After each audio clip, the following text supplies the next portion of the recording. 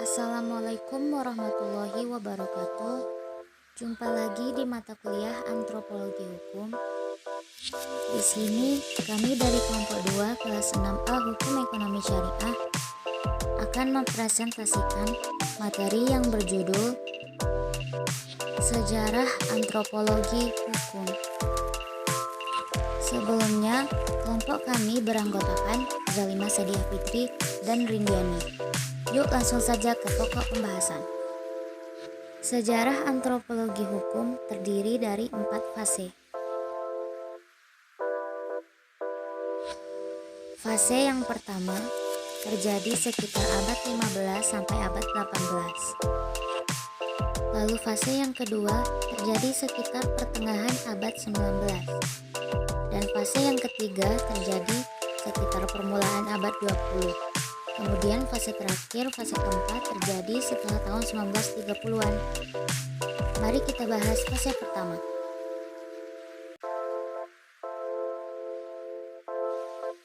Fase pertama terjadi sekitar akhir abad 15, di mana orang Eropa mulai menjelajah dan mendatangi suku-suku bangsa di benua seperti Afrika, Asia, dan Amerika. Penjelajahan itu menghasilkan kisah-kisah perjalanan dan laporan yang berupa tulisan tangan para musafir, pelaut, pendeta, penerjemah, dan pegawai kolonial. Kisah dan laporan tersebut menarik perhatian orang Eropa karena perbedaan adat, susunan masyarakat, dan ciri-ciri fisik. Bahan pengetahuan ini merupakan bahan etnografi. Pada akhir abad 18, bahan etnografi tersebut menarik perhatian ilmuwan Eropa, sehingga ada usaha mengintegrasikan bahan-bahan etnografi di seluruh dunia menjadi satu. Selanjutnya, fase kedua terjadi pada pertengahan abad 19. Fase kedua ini yaitu fase mempelajari masyarakat dan kebudayaan primitif, dengan maksud untuk mendapatkan suatu pengertian tentang tingkat-tingkat kuno dalam sejarah penyebaran kebudayaan manusia, sehingga timbul karangan etnografi berdasarkan cara berpikir yang evolusi dan difusi. Selanjutnya, fase ketiga terjadi pada permulaan abad ke-20. Fase ketiga yaitu fase mempelajari masyarakat dan kebudayaan suku-suku bangsa di luar Eropa guna kepentingan pemerintah kolonial dan guna mendapat suatu pengertian tentang masyarakat masa kini yang kompleks, berkaitan dengan kemantapan negara-negara penjajah Eropa. Fase keempat terjadi setelah tahun 1930-an. Pada fase ini terjadi dua perubahan penting. Yang pertama, timbul antipati terhadap kolonialisme. Yang kedua, makin hilangnya bangsa-bangsa primitif antropologi, seolah-olah kehilangan lapangan, sehingga mengembangkan lapangan penelitian baru.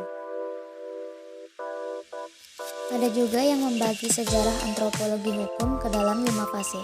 Fase pertama atau fase awal yaitu fase studi teoritis mengenai hukum dengan pendekatan antropologis. Lalu fase kedua ialah fase pada abad ke-20. Fase 3 yaitu fase pada dekade tahun 1940 sampai 1950-an, dan fase keempat pada dekade tahun 1960-an, dan fase kelima pada dekade tahun 1970-an.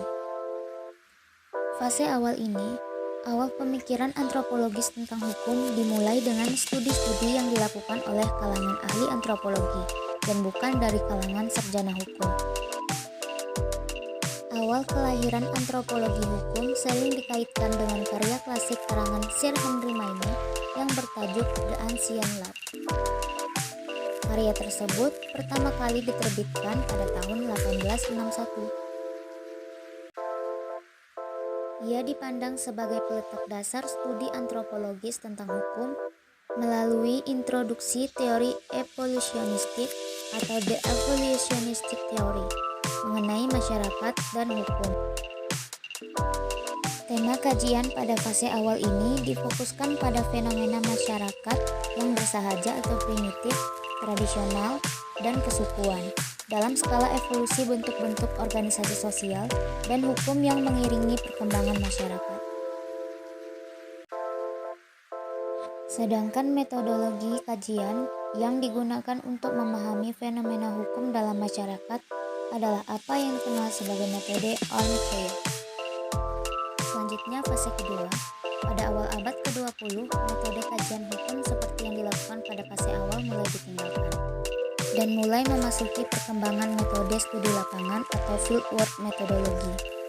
Tema-tema kajian yang dominan pada fase awal perkembangan antropologi hukum berkisar pada pertanyaan-pertanyaan seperti apakah hukum itu, apakah ada hukum dalam masyarakat yang bersahaja, tradisional, dan kesukuan, bagaimanakah hukum berwujud dan beroperasi dalam kehidupan masyarakat. Lanjut fase ketiga. Pada dekade tahun 1940-an sampai 1950-an, tema-tema kajian antropologi hukum mulai bergeser ke mekanisme-mekanisme penyelesaian sengketa dalam masyarakat sederhana. Fase perkembangan tema studi antropologi hukum ke arah mekanisme-mekanisme penyelesaian sengketa seperti ini disebut oleh F. von Benda Beckmann sebagai fase The Anthropology of Dispute Settlement. Fase keempat. Pada dekade tahun 1960-an, tema studi-studi antropologi lebih memberi perhatian pada fenomena kemajemukan hukum atau pluralisme hukum. Contohnya seperti karya Bohannan, Gluckman, dan Gulliver. Fase kelima, yaitu sejak tahun 1970-an, tema studi-studi antropologi hukum secara sistematis difokuskan pada hubungan antar institusi-institusi penyelesaian sengketa secara tradisional, neotradisional, dan menurut institusi negara. Contohnya seperti karya Nader dan Todd tahun 1978. Kesimpulan, ilmu antropologi hukum pada dasarnya adalah subdisiplin ilmu hukum empiris yang memusatkan perhatiannya pada studi-studi hukum dengan menggunakan pendekatan antropologis. Pada fase awal perkembangan antropologi hukum, pendapat yang sangat dominan di sini adalah yang menyatakan bahwa hukum itu berkembang sejalan dengan perkembangan hidup masyarakat. Kemudian pada abad ke-20, kajian ilmu antropologi hukum masih sebatas pada hal yang sederhana seperti pengenalan hukum. Fase selanjutnya perkembangan antropologi hukum telah mengkaji mengenai kemajemukan atau pluralisme hukum dalam masyarakat.